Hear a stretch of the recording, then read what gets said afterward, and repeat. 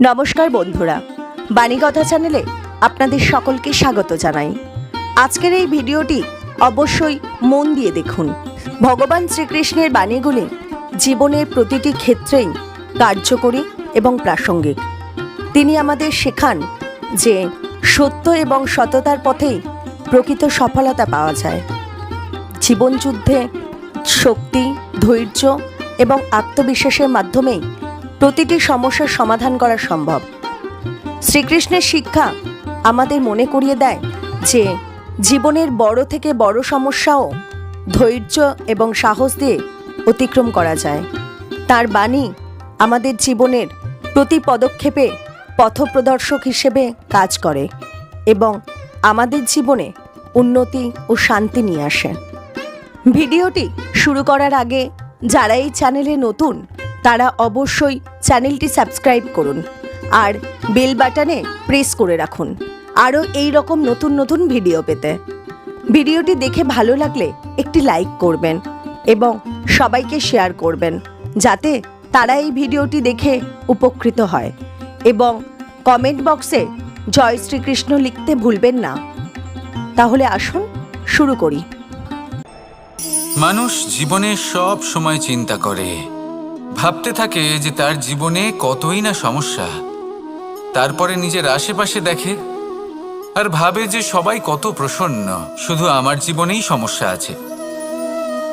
কিন্তু বিষয়টা তা নয়। শুধু প্রত্যেক ব্যক্তিরই নয়, প্রত্যেক প্রাণীরও জীবনে সমস্যা আছে। এবার মানুষ একটা পাখিকে দেখে এটাই ভাবে যে এদের জীবন কতটা সহজ। কোনো দেশেরই সীমারেখা এদের ওপর লাগু হয় না। কোথায় থাকবে সেই নিয়েও কোনো ভাবনা নেই। কত শান্তির জীবন এদের। তারপর সে একটা পিঁপড়েকে দেখে আর এটা ভাবে কি অসাধারণ, এদের তো সারা জীবনই মাটির উপরেই অতিবাহিত হয়, খাবারটাও মাটিতেই পেয়ে যায়। কি শান্তির জীবন এদের। কিন্তু যখন কোনো ঝড় আসে তখন সবার আগে সেই পাখির বাসাটাই ঝড়ে ভেঙে যায়। এই পাখি যে শাখাতেই গিয়ে বসে পড়ুক, তাদের উপর সবসময় সংকট থাকে যে ওপর থেকে কোনো বড় পাখি এসে তাদের উপর প্রহার না করে, তারা নিজেদের প্রাণ না হারায়। আর যদি কথা বলি পিঁপড়েকে নিয়ে, এদের উপর সবসময় সংকট থাকে যে কোনোভাবে বাতাস বা জল এদের ভাসিয়ে না নিয়ে যায়, কোনো প্রাণী ওকে পা দিয়ে পিষে না দেয়, এই পিঁপড়ে পিষ্ট হয়ে না মারা যায়। দেখুন, সমস্যা প্রত্যেকের জীবনে রয়েছে আর এই সমস্যা আসতেই থাকবে। এর অর্থ এটা নয় যে এই সমস্যার সম্মুখীন হওয়া যায় না, এর সমাধানও সম্ভব নয়। প্রত্যেক সমস্যার সমাধান অবশ্যই আছে, শুধু শান্ত মনে সেটা খুঁজে বের করতে হবে। তাহলে সেটাই করুন। প্রত্যেক সমস্যার সমাধান করতে থাকুন। যত সমাধান করবেন জীবন আনন্দময় হয়ে উঠবে। যদি সমাধান না করেন তাহলে আজীবন দুঃখই পেতে থাকবেন। আসুন আমার সাথে ভালোবেসে বলুন, রাধা রাধা।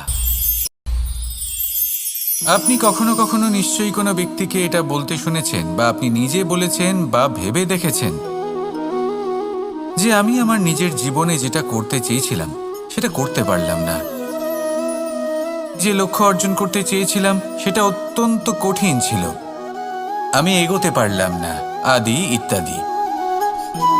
আমরা সবাই কখনো না কখনো ভাবি যে লক্ষ্য আমরা নির্ধারণ করেছি সেটা আমাদের পক্ষে অত্যন্ত কঠিন, প্রায় অসম্ভব। আমাকে বলুন, যে প্রত্যেকটা বস্তু বা সাফল্য যা কিছু আপনি কামনা করেছেন, কোনোটাই কি সরল ছিল? নির্বাচনের সময় সেটা সরল ছিল না। সেই জন্যই আপনি সেই লক্ষ্যটা নির্বাচন করেছেন। কারণ সংসারের যে কোনো বস্তু বা কোনো সাফল্য যদি খুব সহজে পাওয়া যায় বা কম চেষ্টা করেই লাভ করা যায়, সেটা আমাদের ততটা সন্তুষ্ট করে না। সেই জন্য আমরা জেনে বুঝেই কঠিন লক্ষ্য নির্বাচন করি, কারণ সেই লক্ষ্য আমাদের প্রতিস্পর্ধা এবং সংঘর্ষের সম্মুখীন করে, যার সম্মুখীন হয় অগ্রসর হওয়ার পরে আমরা আরও বেশি শ্রেষ্ঠ হয়ে উঠি। সেই জন্য কিছু অসম্ভব কিনা সেই বিষয় চিন্তা করবেন না, শুধু অগ্রসর হতে থাকুন, নিজের কর্ম করুন, সেই লক্ষ্যকে প্রাপ্ত করুন আর আমার সাথে ভালোবেসে বলুন, রাধা রাধা। এই জীবনে আমরা কখনো না কখনো জয়ী হয়েছি, আবার কখনো পরাজয়েরও সম্মুখীন হয়েছি।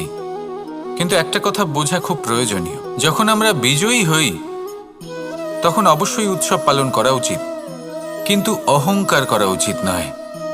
সেখানে যখন আপনি পরাজিত হন তখন বিফল হওয়ার শোক পালন করবেন না, এই মনকে কুণ্ঠিত হতে দেবেন না। মনকে একাগ্রচিত্ত করুন, এই ইতিবাচক মনোভাব নিয়ে অগ্রসর হন। এই ইতিবাচক ভাবনা মনে জাগ্রত করার জন্য প্রথমে এটা বোঝা প্রয়োজনীয় যে ঈশ্বর ভেঙে যাওয়া বস্তুকেও সুন্দরভাবে ব্যবহার করে থাকেন। মেঘ যখন ভেঙে পড়ে তখন আমরা বর্ষাকে পাই, সেই বর্ষা যা এই ধরিত্রীকে শান্ত করে। পাথুরে জমি যখন সেটা ভগ্ন হয় তখন আমরা সমতল ধরিত্রী লাভ করি, ক্ষেত লাভ করি, যার থেকে আমরা সামগ্রী পেতে পারি। যখন একটি বীজ ভগ্ন হয় তখন তার থেকে চারা জন্ম নেয়, যেটা ভবিষ্যতে আমাদের সুস্বাদু ফল দান করে, ফুলও প্রদান করে। তাই জীবনে যদি কখনো আপনার মনে হয় যে আপনি ভেঙে পড়েছেন, তাহলে দুঃখী হওয়ার কোনো প্রয়োজন নেই। আপনাকে শুধু এটা বুঝে নিতে হবে যে ঈশ্বর শীঘ্রই আপনাকে খুব বিশেষ একটা কিছু প্রদান করতে চলেছেন। এই জীবনে ওঠা নামা, জয় পরাজয়, এই সব কিছু আসতে থাকবে, চলেও যাবে। এই সব কিছুর সম্মুখীন হয়ে অগ্রসর হন, কিন্তু মনে ইতিবাচক শক্তি নিয়ে। আসুন আমার সাথে ভালোবেসে বলুন, রাধা রাধা।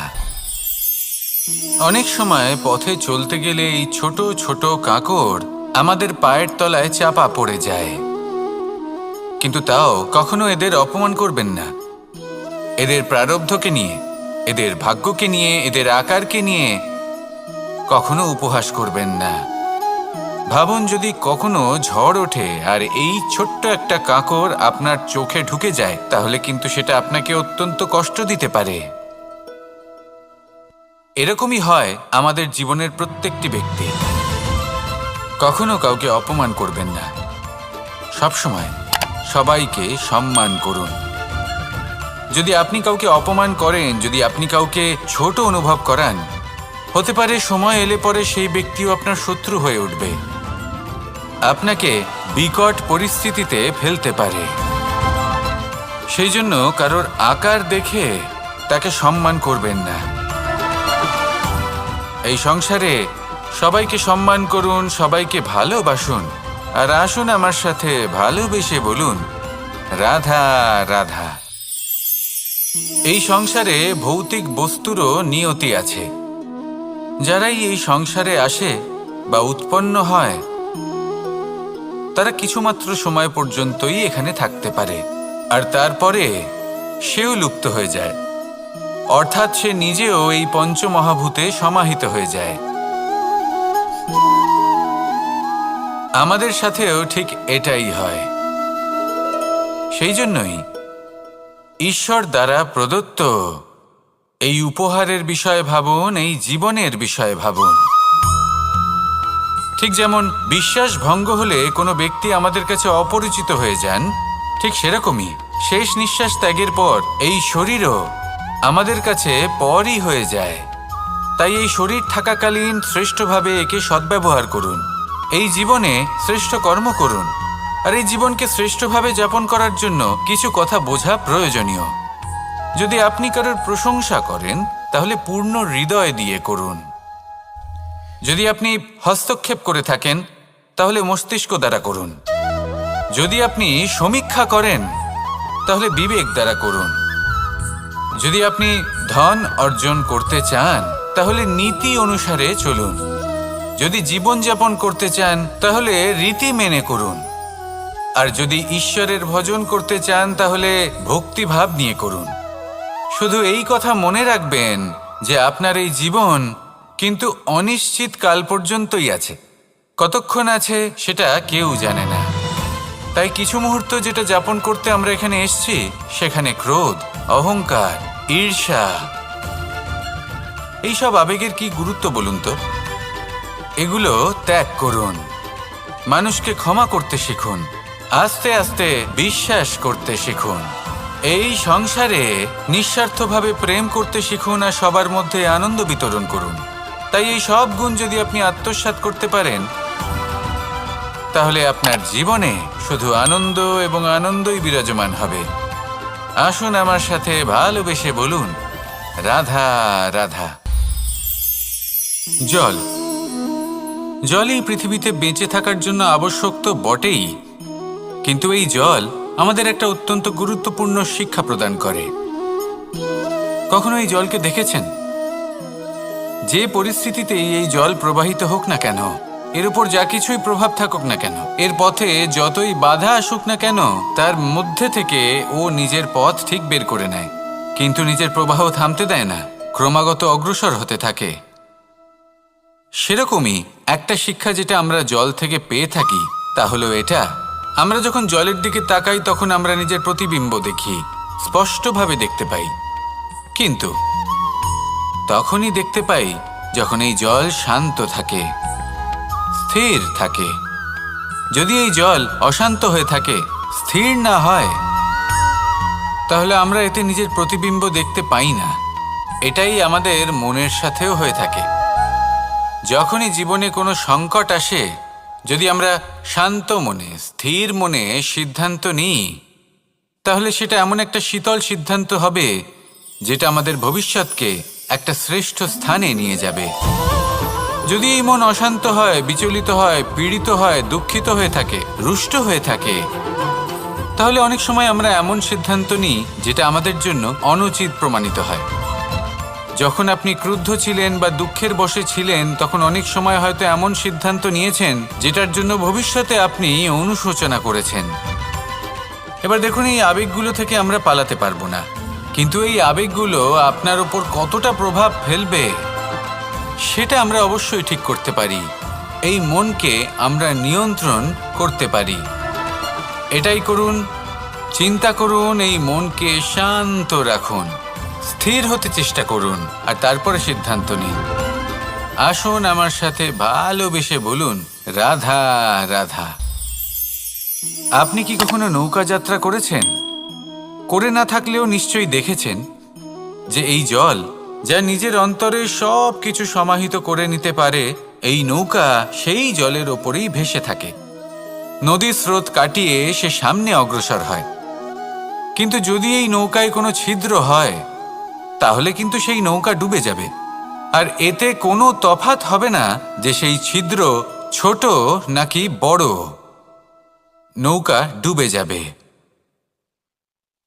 এই ছিদ্র হলো আমাদের জীবনে আমাদের অপগুণ, আমাদের দোষ, আমাদের বিকার।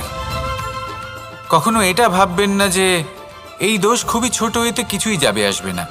না, সেই ছোট দোষ, সেই ছোট বিকার, যদি সেটাকে শুধরে না নেন, তাহলে সেটা আপনাকে আপনার পতনের দিকে নিয়ে যাবে। শেষ পর্যন্ত এটা আপনার ওপর নির্ভরশীল যে আপনি কি চান। আপনার জীবনের এই নৌকা এভাবেই ডুবে যেতে দেখবেন, নাকি নিজেকে শুধরে নিয়ে সেই নৌকার সেই ছিদ্রটাকে ভরিয়ে তুলতে চাইবেন? নির্বাচন আপনার। আসুন আমার সাথে ভালোবেসে বলুন, রাধা রাধা। আমরা সবাই পাথর দেখেছি, পর্বতও দেখেছি, শুকনো পাতাও দেখেছি, শ্যামল বনানীও দেখেছি। কখনো ভেবেছেন পাথরের অস্তিত্ব কিন্তু ততক্ষণ পর্যন্ত যতক্ষণ সে পর্বতের গায়ে আটকে থাকে। যখন সেই পর্বত থেকে সেই পাথর ভিন্ন হয়ে যায় ও নিজের অস্তিত্ব হারিয়ে ফেলে, আস্তে আস্তে কখনো পাথর কেটে বা কখনো পিষ্ট হয়ে সেই পাথর আস্তে আস্তে মাটিতে পরিণত হয় এবং পূর্ণরূপে নিজের অস্তিত্ব হারিয়ে ফেলে। এটাই পাতার সাথেও হয়। এই পাতা যতক্ষণ গাছের ডালের সাথে যুক্ত, ততক্ষণ তার অস্তিত্ব থাকে। যখনই ডাল থেকে বিচ্ছিন্ন হয়, সেও নিজের অস্তিত্ব হারিয়ে ফেলে। আর এটাই আমাদের সাথেও হয়। যতক্ষণ আমরা নিজেদের আপনজনের সাথে যুক্ত থাকি, আমাদের অস্তিত্ব বজায় থাকে। যখন আপনজনদের সাথে সম্পর্ক ছিন্ন করি, তখন আমরাও আমাদের অস্তিত্ব হারিয়ে ফেলি। এবার এই সংসারের প্রত্যেক ব্যক্তি স্বতন্ত্র থাকতে চান, আর অনেক ব্যক্তি স্বতন্ত্র থাকবেন বলে আপনজনদের দূরে করে দেন আর তাদের সাথে এই সম্পর্ক ছিন্ন করেন। এটা কি সত্যি প্রয়োজন? আপনজনদের সাথে সম্পর্ক ছিন্ন করে নিজের অস্তিত্ব হারিয়ে ফেলা প্রয়োজনীয়, নাকি আপনজনদের সাথে সম্পর্ক বজায় রেখে নিজেদের স্বতন্ত্র করে রাখা সেটা আবশ্যক? নির্বাচন আপনারই। আসুন আমার সাথে ভালোবেসে বলুন, রাধা রাধা। আমরা প্রত্যেকেই অবশ্যই এমন সময় দেখেছি যখন অনেকগুলো সমস্যা একসাথে আমাদের জীবনে এসে পড়ে। সমস্যা আমাদের প্রত্যেকের জীবনেই থাকে। আমরা তার সমাধান খুঁজতে চেষ্টা করি, কখনো সমাধান খুঁজে পাই, আবার কখনো যতই চেষ্টা করি না কেন কোনো সমাধান খুঁজেই পাই না। আর যখন এটা হয় তখন মানুষ অত্যন্ত বিচলিত হয়ে পড়েন। নিজের আত্মীয় স্বজন, নিজের বন্ধু বা সংসার, এদের ওপরে এই দোষ চাপিয়ে দেন যে এদের জন্যই এই সমস্যা এসেছে। এবার যদি আমি আপনাকে কোনো পরামর্শ দিই তাহলে এটাই বলবো যে দৃষ্টিভঙ্গি পাল্টে দেখুন। এই দৃষ্টিভঙ্গি দিয়ে দেখুন যে এই সংসারে যে সমস্যায় আসুক না কেন তার জন্য কেউ দোষী নয়, না আপনি না অন্য কেউ। এই পুরো খেলাটাই আপনার মানসিকতা, আপনার দৃষ্টিভঙ্গির, আপনার মনের। কিভাবে বোঝাচ্ছি? যখন আমাদের মন শক্ত থাকে তখন কঠিন থেকে কঠিনতর পরিস্থিতিও আমাদের জীবনে খুব বেশি হলে প্রতিস্পর্ধা হয়ে থেকে যায়। সেখানে যদি আমাদের মন দুর্বল থাকে তখন অল্প কঠিন পরিস্থিতিও আমাদের কাছে খুব বড় সমস্যা হয়ে যায়, তাই না?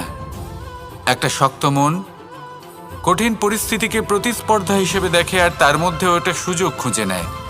আমাদের শুধু এটাই করতে হবে। এই সংসারে অন্য কাউকে দোষী মনে করলে আপনার সমস্যা দূর হয়ে যাবে না। সেই জন্য এই সংসারকে দোষ দেওয়ার বদলে এই সমস্যার মূলে চলে যান, সেটাকে বুঝুন, নিজের এই মনকে শক্ত করে তুলুন। যদি আপনার মন শক্তিশালী হয় তাহলে এই সংসারে অনেক বড় বড় কঠিন থেকে কঠিনতর পরিস্থিতিও যদি আসে, আপনার জীবনে যতই বড় বড় সমস্যা আসুক না কেন আপনার লক্ষ্য লাভে বাধা দিতে পারবে না। আসুন আমার সাথে ভালোবেসে বলুন, রাধা রাধা। কখনো এই প্রকৃতির দিকে তাকিয়ে থাকবেন। এই প্রকৃতি অনেক ধরনের শিক্ষা দেয়। কোনো একটা গাছকে দেখুন কিভাবে সে মাটি থেকে জল শুষে নেয়। সে ঝড় হোক বা হোক কড়া রোদ সব সহ্য করে এবং অবশেষে সে ফল ধারণ করে।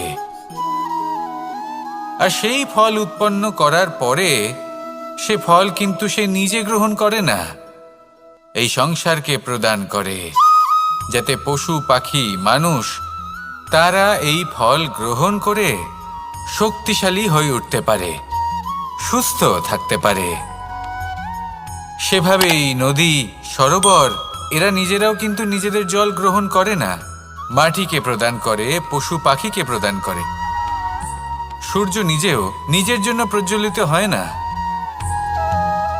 সে প্রকাশ ছড়িয়ে দিতে চায় আমাদের সবার কাছে, সে আলো পৌঁছে দিতে চায়।